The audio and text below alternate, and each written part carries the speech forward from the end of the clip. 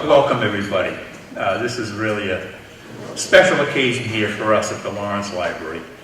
My name is John Root. I'm the Library Telescope Program Coordinator for the whole state of Massachusetts. And later on, if you want, you can take a look at the display we have over here next to the telescope that belongs to the library. And we've got quite a few out there right now. So let's get this rolling. This is all part of our Adopt a Library program, which actually began probably about 20 years or so ago. And because of it, the library, or the telescope part of it, just really dovetailed into it very, very nicely. So here we are tonight. We're here at the Public Library in Lawrence. And there's a picture of the telescope, which you can see the real thing over there on the table. And it's basically about books, and of course now the telescopes for libraries all over Massachusetts.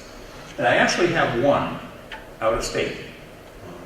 It happened because it was a fellow that has a home in Princeton, Mass. Had been into the library, saw the telescope that we put in there, sent me an email. He says, I want to get one from my other hometown. Gave me a phone number. I called him. Talked with him a couple of minutes. Thanks for calling. He says, thanks for getting back to me. I says, where's your other hometown? And I'm afraid to say I cut him off. He started to say Grafton. I said, I've already got one in Grafton. Jointly sponsored by the Grafton Suburban Credit Union and Wyman Gordon Company in Worcester. He says, no, this is Grafton, West Virginia. I told him, Ron, I says, I'm not driving to West Virginia. I'll get you a scope and train you how to use it, and you can bring it down, which he did. So anyway, I'm there, Jim is there, and Mr. Edwards is the donor of this telescope. This is a group, our first group of 8 telescopes that we put together. I call this our Gang of 8. These telescopes went to Royalston, Hubbardston, Rutland, Spencer, Sutton, Milford, Shrewsbury, and Beverly, way up on the North Shore. Since then, it's grown by leaps and bounds. We've got 85 currently in the libraries, and another 11, so it'll bring me to 96, all within 3 years. It's been nothing more than testimony to the positive response that we've had from directors and libraries all over the state. At any rate, a lot of these guys are very experienced astro imagers. Some of them actually have their own observatory in their backyard because they're that into it. Okay. This is the donation part of it, and again, Mr. Edwards donated it in memory of his wife, Gail. Fran, would you like to say a few words? Okay, I had the picture. Yeah? You have that? Oh, yeah. That's Are you ready? That's for you. Okay. So I won't say too many words. Oh, take as many as you I'm not a want. good public speaker. Isn't that like? Yeah, I'm going to use this if you don't mind. Yeah. So we know that the history of Lawrence and the immigration group, the groups that immigrated, it's been known as an immigrant city. You know that. Gail's ancestors were part of this immigration. After the mills were built and the city was established in the mid-1800s, people came from Europe, Canada, Lebanon. Gail's ancestors came from Quebec, Canada. For the most part, they worked in the textile mills. Gail always thought of herself as a Laurentian. No matter where we were, or where we lived, she was always a Laurentian. She was born and raised in Lawrence. She attended grammar school, high school at Sacred Heart in Lawrence, undergraduate school at Merrimack College, and after Merrimack, she went on to earn a PhD in chemistry at the University of New Hampshire. In her early career, she worked as a synthetic organic chemist. Later in life, she found her true passion as an educator. She taught chemistry first at Worcester State University and later at the College of the Holy Cross. She loved teaching. She often said her only regret in life was that she had not entered the teaching profession earlier.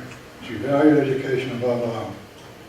It has been said that there are many Holy Cross doctors, chemists, biologists, and teachers who owe part of their training and development to her. She was especially committed to needy students and students that needed extra help. She spent a lot of time working with students that were having a hard time, and it paid off. I think it was that commitment that inspired her to create an endowed scholarship fund for needy students from Lawrence at Central Catholic High School. And that school, that fine school, was established by her father's first cousin, Brother Faruensius. I have trouble saying that name. He was a marriage brother. So considering her commitment to science and education and to help needy students, I think this telescope will be a fitting memorial. I think it will help many, I hope it will help many Lawrence residents to gain knowledge of the night sky, and maybe be a seed to guide Lawrence students to learn more about science, technology, and engineering.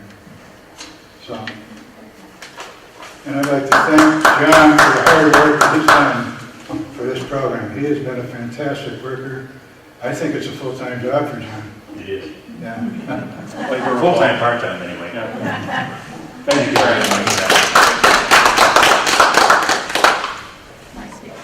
Quite a few of the telescopes that we have in libraries currently have been donated by either members of Aldrich or close friends, Fran being one of them. Now, bringing this all into focus, who says we don't have a sense of humor? The eyepiece is something that we change, and there's another zoomed up version of it. When the telescope comes originally from Orion, it comes with two separate individual eyepieces, a 6mm and a 17mm. The only problem is, and they found out early on in the program up in New Hampshire, who, by the way, it was the New Hampshire Astronomical Society who began this program almost 8 years ago. They put their first two telescopes in libraries up there in December of 2008. They now have 121 in place. We found out about it and initiated a program here in Massachusetts. I probably started beginning to talk to directors and libraries in January of 2014. Now with the ones that we already have in place, and my newest group, which just deadlined this Friday, past Saturday rather, for sign up on it, I'll have 96 in place within 3 years. Again, which is nothing more than the positive testimony to the response that we've had from directors and libraries all over the state. Okay? It's equipped with an easy finder. Now this is how you use the telescope. I'll demonstrate that later on for you individually if you like. You'll notice that there's a green dot. Any knob, switch, or dial on a telescope that has a green dot on it is an indicator to the patron that that's okay to touch. You need to be able to utilize and make the telescope work.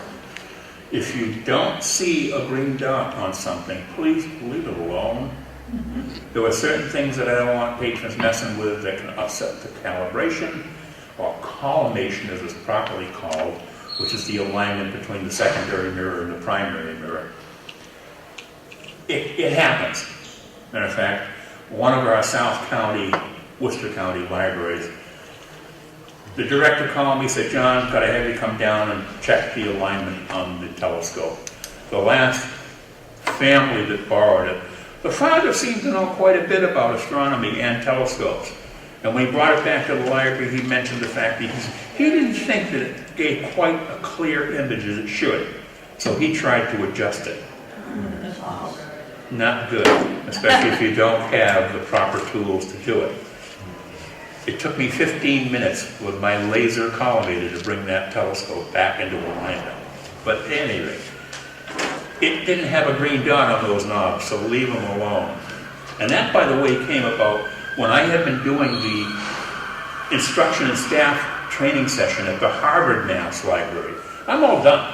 I've already explained to the people there what the telescope was, how it works, how to use it, how to look for things in the sky, so on and so forth. One of the ladies piped up, she says, "John," she says, "even as kids, we're taught the value of two colors, red and green." And I knew right where she was going. I said, "Thank you, Constance."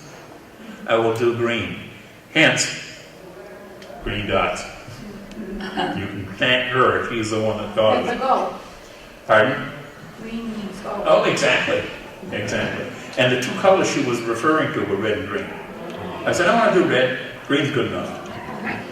At any rate, that is what the red dot looks like when you look through that easy finder part of it, which is this elongated tube in here. Then, let's see what else we got on here. Oh, how to put it into the transportation tote, which is that gray tub underneath the table there. You want to make sure that the eyepiece and the easy finder, here and here, are pointing up. Not to either one side or the other, or heaven forbid, down. Because that easy finder is sensitive enough so you could knock it out of alignment. And even if you put that red dot on something you wanted to look at up in the night sky, when you look through the eyepiece, more than likely it's not going to be there. And it can be easily readjusted, but if it's packed properly, you won't have that problem. At any rate, putting it all together, what's in the pouch? There's a pouch that's attached to it. First of all, we have National Audubon's Guide to Constellations, Northern Hemisphere. We have a coil-bound, laminated instruction manual. Covers everything about the telescope that a patron needs to know. There's also, and the kids love this, a red and white light headlight. You put this in. We had a party going on one time. I had a half a dozen of these going. The kids had them on and they were like fireflies going all over the place. But anyway, and there's another thing that's on there that the library technicians have here. It's a lens cleaning pen. Binoculars. How many here have binoculars? Probably everybody. What a nice, good way to learn the night sky. Number one, you've got both eyes involved. You've got a wider field of view. And you're able to find something. When you see something that looks like, hey, that looks pretty interesting. What's that smudge up there? A little bit of a pale thing. Put the library telescope on it. Chances are you're going to find out it's a globular cluster, or it might even be some sort of a nebula. Could be the ring, could be the hourglass. Maybe not the hourglass, but the ring definitely. So anyway, that's a good way to learn. Again, no adjustments really are needed. The only thing you need to adjust is your focusing, which is either one of these two wheels here, and then what power you set the eyepiece at. And again, this goes from 7 millimeters to 21 millimeters. We strongly suggest starting at 21. That gives you a wide field of view so you can locate your object easily, center it, and then turn it to 7. That little telescope over there with a 4.5-inch mirror is very capable of seeing the rings around Saturn, or watching the dance of the Galilean moons around Jupiter. It's cool. What to do? First of all, when you get it home, put it out on the kitchen table or the dining room table. Get out the instruction manual. Look and read the instructions to see, during the daytime, what does what, and so you know how to use it. Don't wait till 9 o'clock at night and bring it out in the dark and figure, hey, now what was I supposed to turn? Get it up ahead of time, okay? And don't forget too that looking through any reflector type telescope, unless you have an image corrector on it, which is another really expensive piece of equipment, your image is going to be upside down and reversed. So don't let that dissuade you. When you're looking at Saturn, or Jupiter, or the surface of the moon, you don't care what end is up, so long as you can see those features that you're looking for. Handle it with care. And of course, one of the biggest things, don't look at the sun. Don't even point the telescope at the sun. If you do, the power and the heat generated by the magnification of the optics inside the mirror can actually soften glues enough so that the secondary mirror might fall right off its gimbal point. And if you were to look at the sun, instant, irreversible damage. Even looking like next August, we have a solar eclipse happening. Unfortunately, we will not see it in totality up here in New England. But there's a lot of us that are going to be heading out to the West Coast.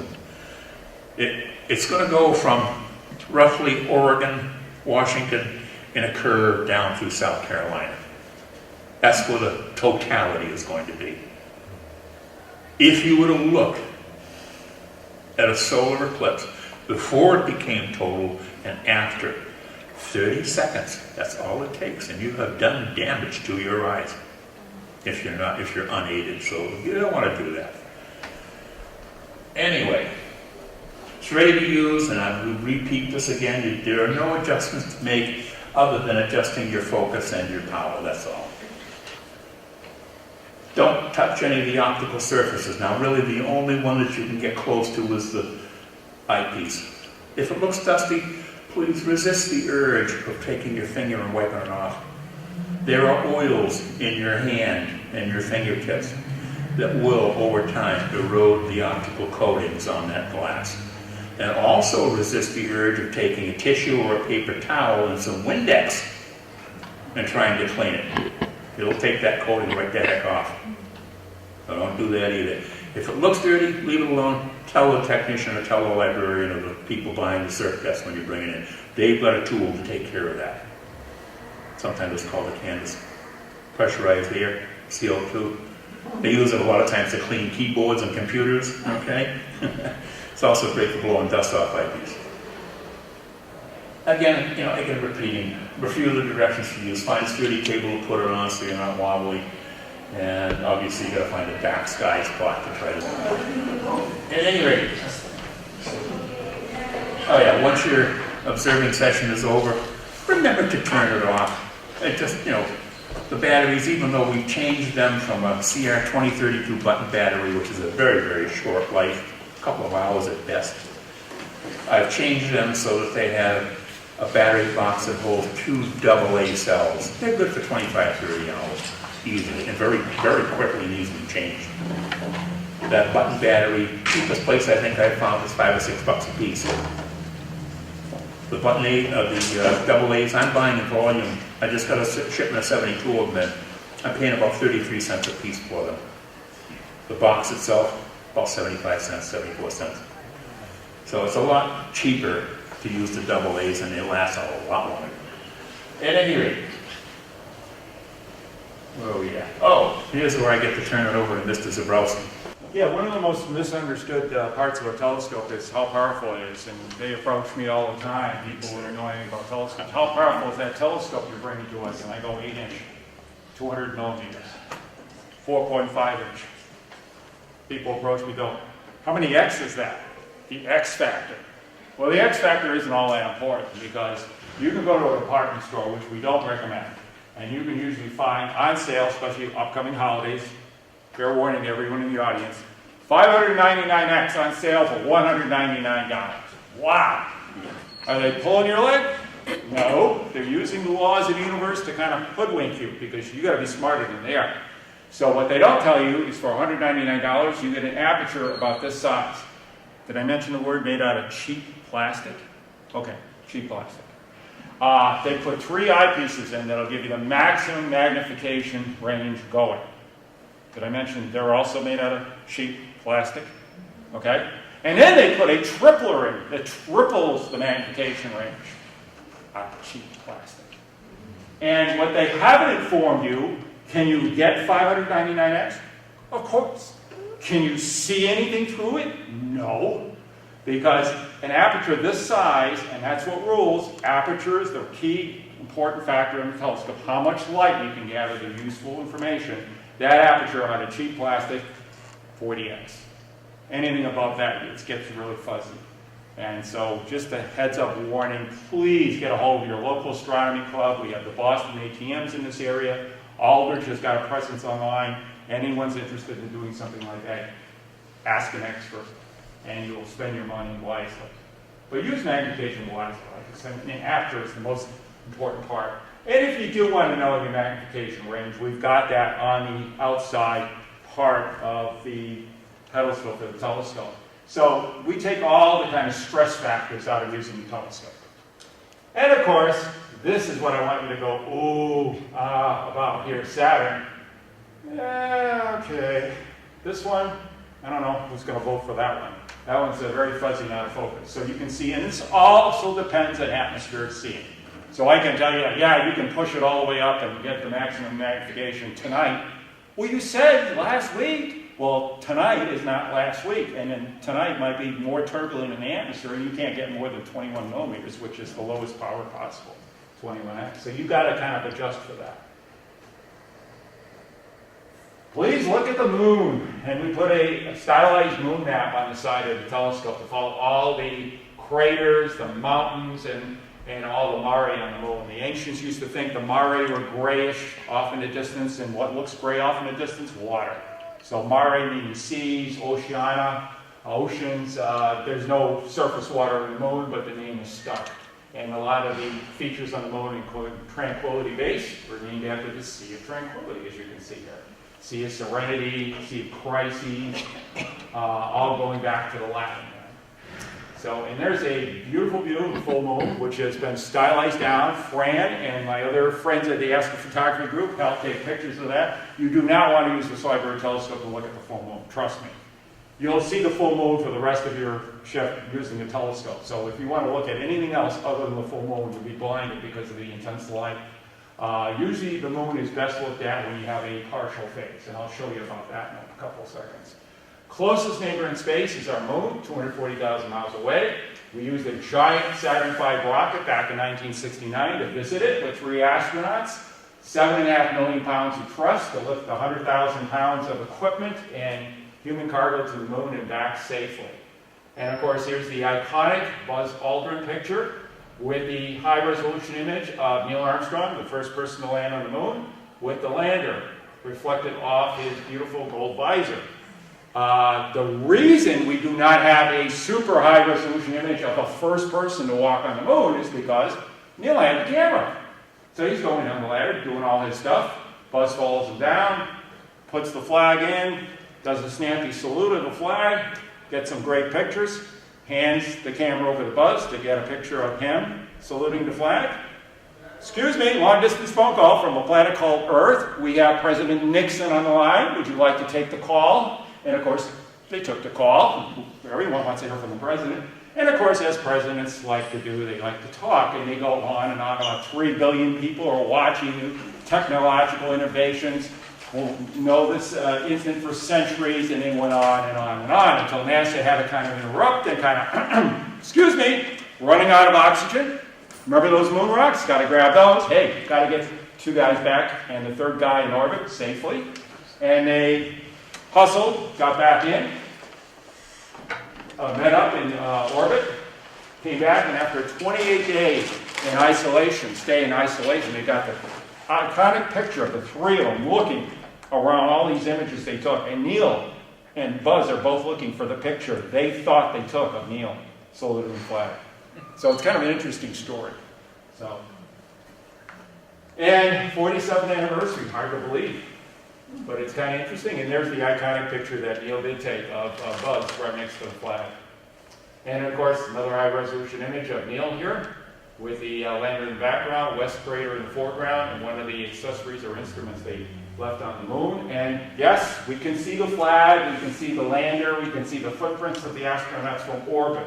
We have a lunar reconnaissance orbiter that can get down as low as 8 miles above the moon and take the pictures and confirm everything was there. So here's a picture of Neil, Michael Collins, who manned the return Apollo capsule and orbited the moon while his colleagues walked on the moon, and Buzz Aldrin. And there's the 6 Apollo missions that did make it to the moon and did an amazing job of exploration of the moon. And unfortunately, looking back in hindsight, they now know that they all landed in exactly similar landing sites, which are non-standard of 95% of the rest of the moon. So when people ask me, why are we going back to the moon? It's like you landed in, I don't know, the outskirts of LA and say, that's the planet Earth. Why bother exploring anymore? So there's a lot more to be explored there. And we know this now because of orbiting satellites that have taken high-resolution images from orbit. And to just show you the detail here, you can see all the footprints of the astronauts, and later on you can even see some of the driving tracks of the lunar rover from orbit above the moon. So interesting stuff. My daughter used to always say, Dad, why is the moon following me? Well, I hope so, right? And there you go. That's the type of moon you want to go after with your library telescope or your binoculars. It's called a terminator. It's the line of light and dark on the moon. It's partially full. This is the first quarter. You get to see nice contrast right along that line of light and dark. And basically it doesn't blow away your eyesight. And that's the type of moon you want to go after with your library telescope. This is the type you want to avoid. You can see all the nice ray craters, Granicus, Tycho, Plato up here. Oh, actually Plato right there. Really quite interesting picture of the moon. And then this is a waning third quarter moon here, and another nice terminator that's later on. You can see Copernicus and Kepler and other moon craters like that. And all the phases of the moon are indicating is our perspective from our place on Earth of how much of the moon we can see from our position on the planet Earth. 50% of the moon is always illuminated. Why do we see a slice? Because from our position, we can only see a thin slice, even though full 50% of the moon is illuminated. But from our position on Earth, we only see a fraction of that.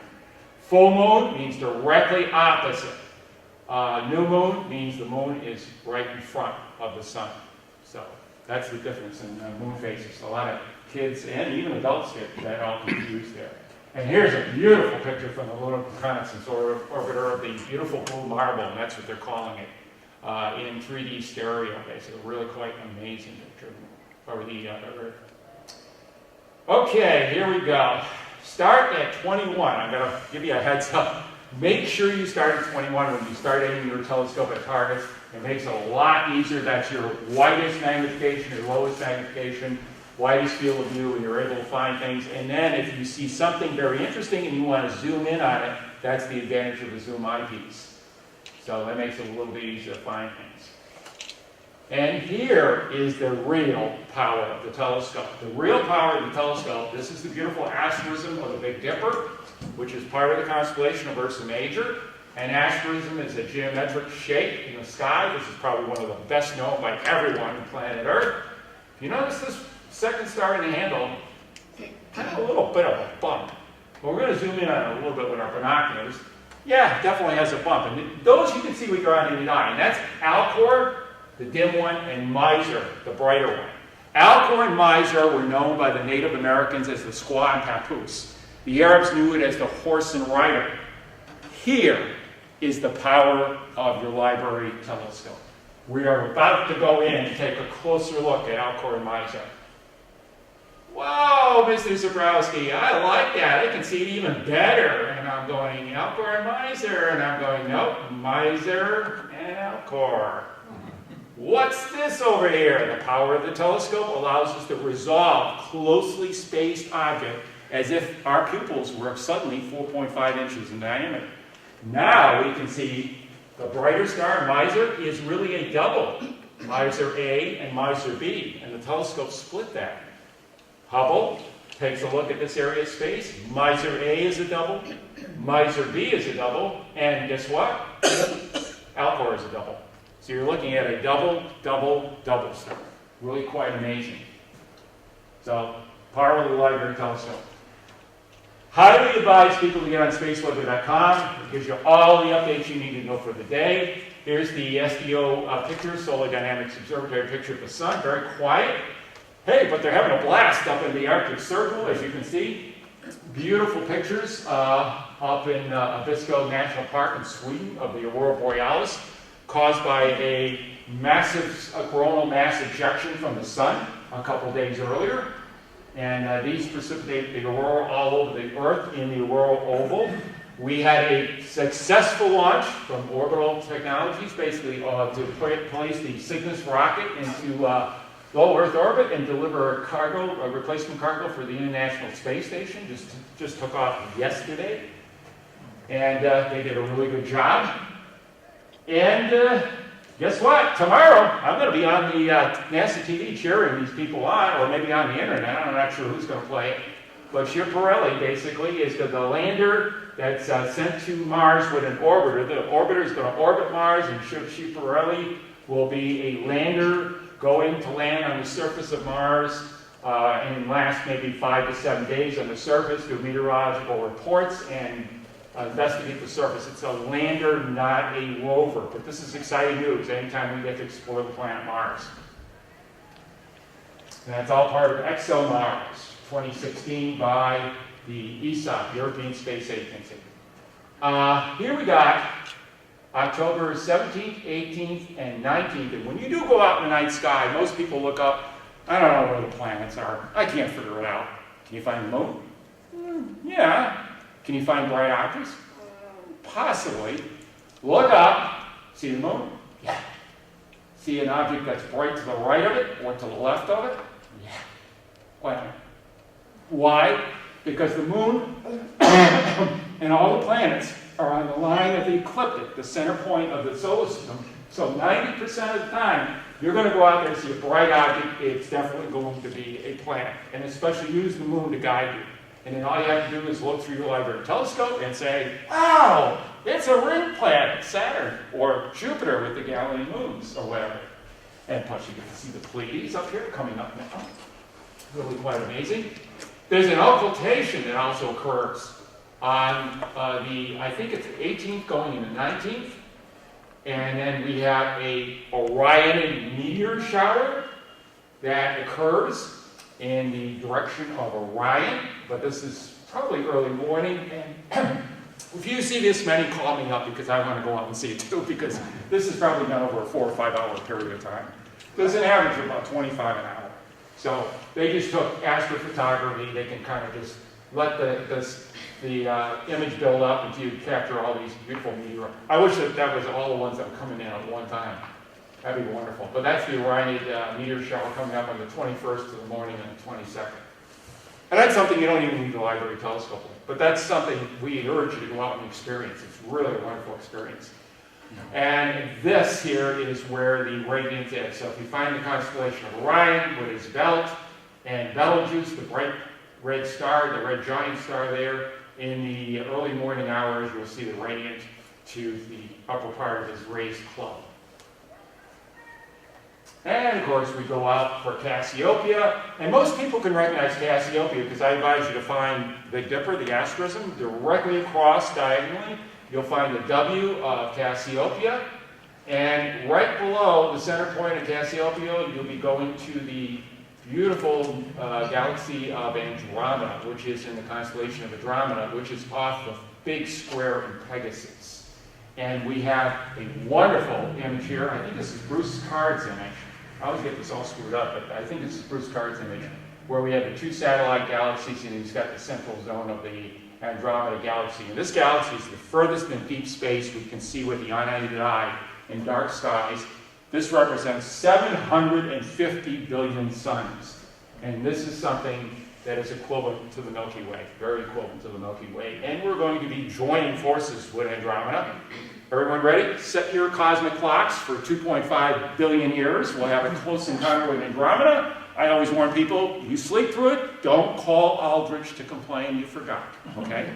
I'm giving you a fair warning. We have 2.5 billion years to plan on this. And that will be a gravitational tug-of-war, and eventually the two galaxies will become one over a period of time. It's always kind of interesting looking way into the future and see what's going to happen around our place on Earth. And curiosity, if you have curiosity about exploring Mars, here we go, 4 years on Mars.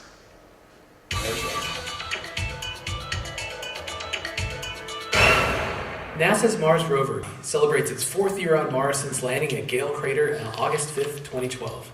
Let's take a quick look back at the past year. The rover operations team at JPL has hit its stride. 4 years of experience allows them to plan challenging and complex activities much faster.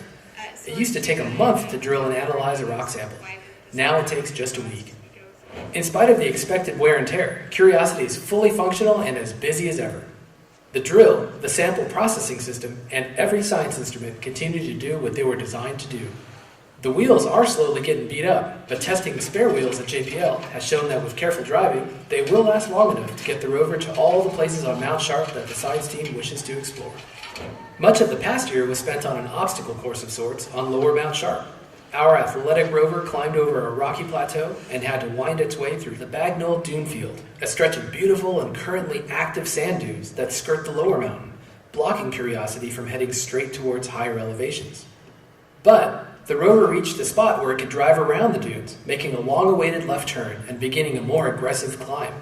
As Curiosity crossed the Knockliffe Plateau, it studied fractures in the ancient sandstone where groundwater once flowed and permeated the surrounding rock, causing changes in chemistry that created light-toned halos around the fractures. The science team compared rock powder drilled from the halo with that drilled from unaltered rock. The haloed regions were enriched in silica but depleted in other chemical elements. It appears that groundwater transported chemical elements from some rock layers and deposited them in others. Recently, NASA gave Curiosity the best anniversary gift it could hope for, an extension of its mission for at least 2 more years. We'll use it to reach progressively higher and younger rocks on Mount Sharp, including rock types we've not yet explored. We can't wait to see how the story of the ancient habitability of Mars continues to unfold.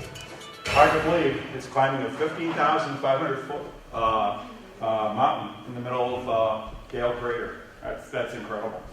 A rover can do that, and it's the size of an SUV, so that's pretty talented mission status there. So we also have the constellations the Cassiopeia and Perseus, and like I said, do what is known as star hopping by finding your asterism of the Big Dipper. The pointer stars on the Big Dipper go to the North Star, that's in the Little Dipper there, or Ursa Minor, and then directly across you can see Cassiopeia.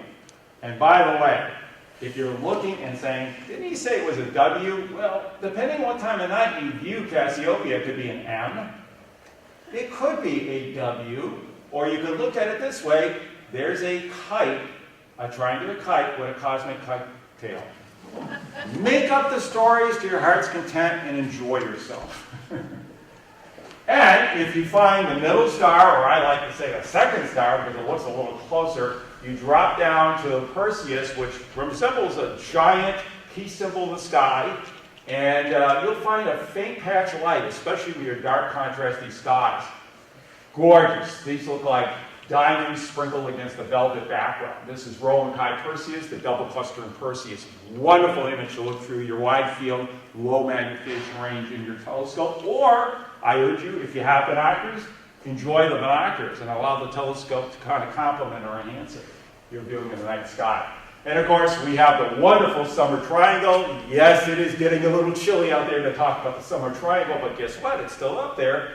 You have Vega, Deneb, and Altair forming the summer triangle. That's in the Swan. And I always tell people it's getting chilly. That's why the Swan is nosediving toward the western horizon, because if I was a swan, I want to have it south as quickly as possible. And that's exactly what it's doing. And Susan Jensen shared this image from Earth and Sky up there for us to kind of enjoy. And then, of course, if you go to the head, which is Albireo, you find this beautiful golden, yellow, and powder blue star called Albireo. Powder blue, very hot, 20,000 degrees, relative to the golden yellow, which is similar to our sun, of 10,000 degrees. So there's temperature differences when you see colors in stars. And it's very easy to see this one. Tom Whitney. Okay?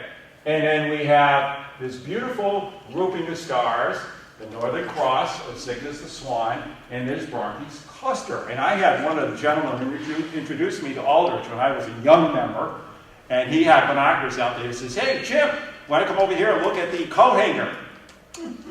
Yeah, okay. This is the introduction to Aldrich Astronomy. Oh, we're going to see the coat hanger. And I said, sure, show me the coat hanger. So, wink, wink, wink.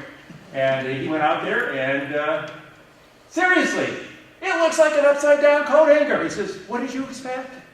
This was being Universal ages ago. I was kind of laughing at the point. I still tell them about that story. So I couldn't believe it. I thought you were pulling my leg as an introduction for a new person into Aldrich. But it does look like an upside-down coat hanger. So you can see these marvelous things. And that is an asterism, much like the Big Dipper or the W in Cassiopeia. Enjoy yourself. Explore the night sky. Start seeing all these revealing patterns all across the night sky. Human beings tend to like patterns and kind of look through things. This is very quick. Highly recommended. This is What's Up for October. There's a What's Up for every month of the year. I advise you to go on YouTube, download it, look at this. You know exactly what to see when you go out in the night sky with your telescope. This is about 2.5 minutes. What's up for October? Moon phases, Astronomy Day, meteors, and Saturn. Hello and welcome. I'm Jane Houston Jones from NASA's Jet Propulsion Laboratory in Pasadena, California. The new moon phase starts the month on October 1st.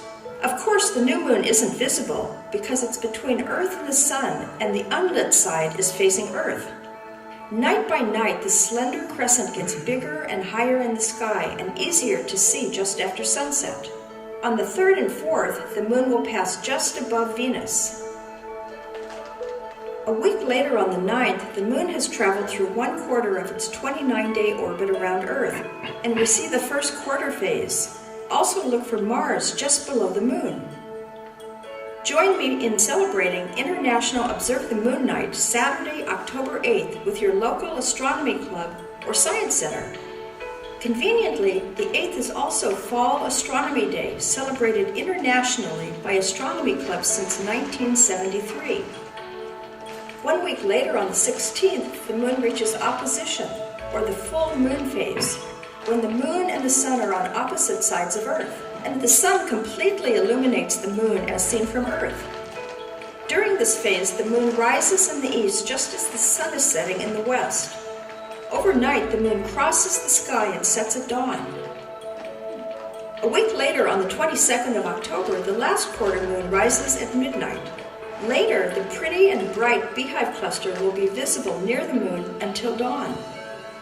To wrap up the month, 29 days after the last new moon, we start the lunar cycle all over again with another new moon phase on October 30th.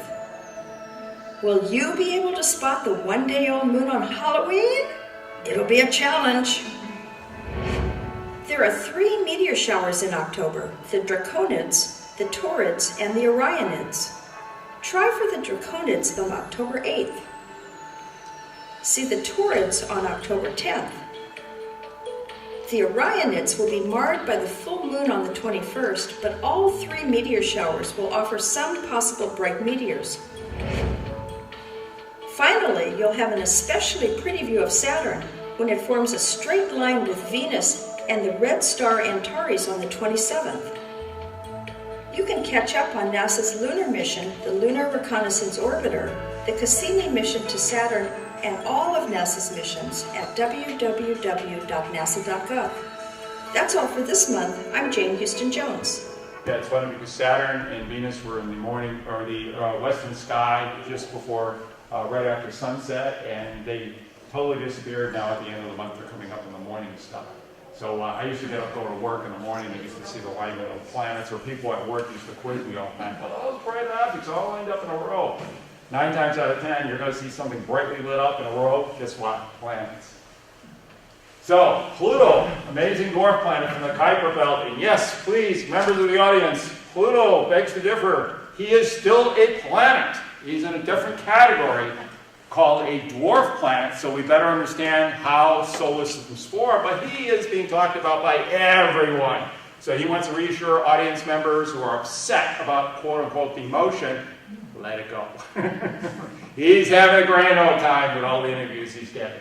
And beautiful, he has a heart, as you can see. And yes, they are calling this the left ventricle and right ventricle on the planet, dwarf planet Pluto. And that's what John Root and I saw at Treasure Valley, a scouting reservation, on the evening that they flew the New Horizons mission right in between Pluto and Charon. And they have nitrogen glaciers. They have mountains made out of a solid substance called water, which represents granite on the dwarf planet Pluto. And of course, water at 400 degrees below zero, that's tougher than granite. Really quite amazing world. And it's a world unto its own. Look at the beautiful blue skies over Pluto. Who knew Pluto had blue skies? But that's as we're withdrawing with the sun back in the atmosphere there. And then, of course, I love this. You got to plan ahead and be opportunistic. They put Pluto Not Yet Explored stamp on the base of this mission, which is the fastest mission ever to leave Earth. It passed in between Pluto and Charon, flew back, sent back images, which is still sending back, and they got a Guinness Book of World Records certificate for having a postage stamp go the furthest in U.S. postal history, 3.1 billion miles. I love those kind of plans. Gives you more reason to want to collect postage stamps. And you can go down to your postage stamp post office and collect one of these, and they also have one of the planets. So it's another way of exploring space. Have fun with it. The kids are especially enjoying this. And I'm the oldest kid in here, am I? Well, maybe not quite the oldest, but I want to be the oldest kid in here. You got to be young and hard to do this stuff. And then basically, people always want to know, can you show us Pluto? And I said, sure. Pluto happens to be probably the worst spot in the sky, which is the center of our galaxy, which is at half a gazillion stars in that area. But it happens to be right up in this neck of the woods right here, the little teaspoon. And this looks like a little, I think a boiling pot of tea. And you can see the steam coming out of the spout here, and then you have the spoon here made out of this asteroids and the stars here to put sugar in. Right over there is where Pluto is located. And if you can find it, see this? Stare at it for 3 or 4 hours, and one of those 140,000 stars in the field of view that will be 14th magnitude will be Pluto. And the one that moves is Pluto. But like I said, stare at it for a couple hours before you can resolve it. But at least you can point out and tell people where it's located. And of course, Pluto and Charon are lockstep, gravitationally bound, going around, revolving around each other like this. And this tosses the other moons into pandemonium. Imagine if you were on the North Pole. Maybe it's the South Pole. Maybe it's the North Pole. Maybe it's the South Pole. Who knows? This is exactly what the Pluto system does. As you can see, they're staring at one another. It drives the other moons crazy. So this is kind of a unique thing that we've never seen on any other object in the solar system. And thank you very much to Pluto.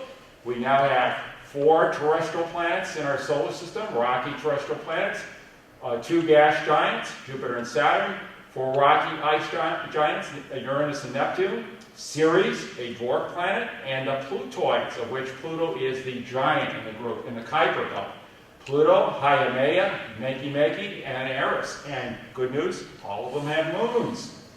Interesting. So, without further ado, I want to say thank you, not just from the members of Aldrich and from Fran for donating this telescope, but I also want to say thank you from the multiple stars of the Milky Way galaxy.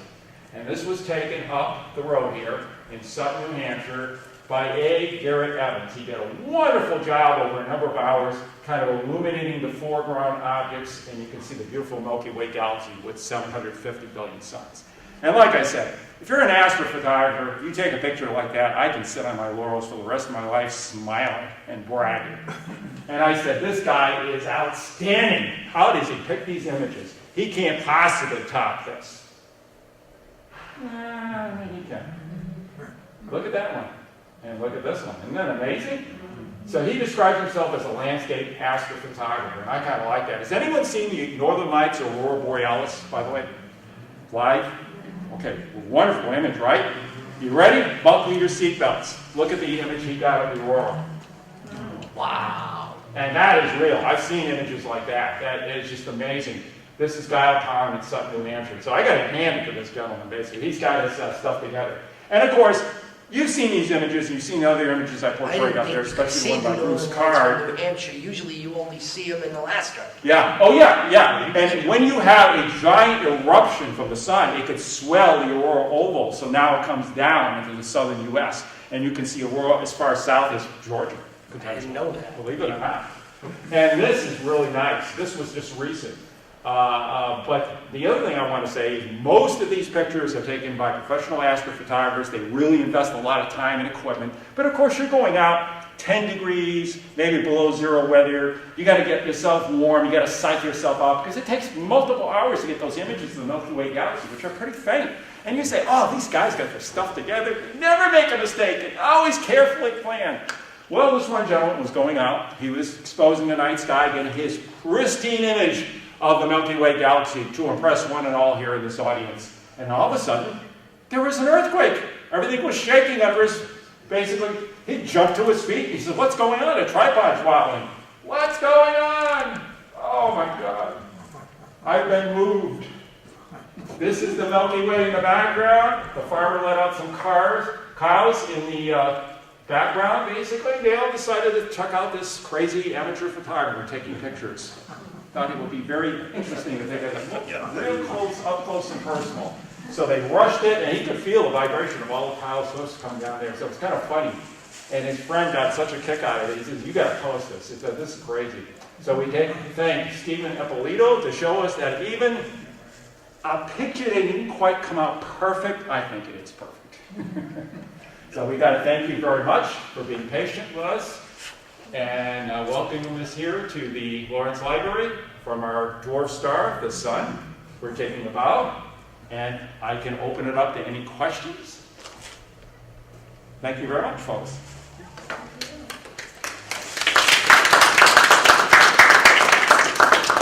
And John or myself or Fran can take questions.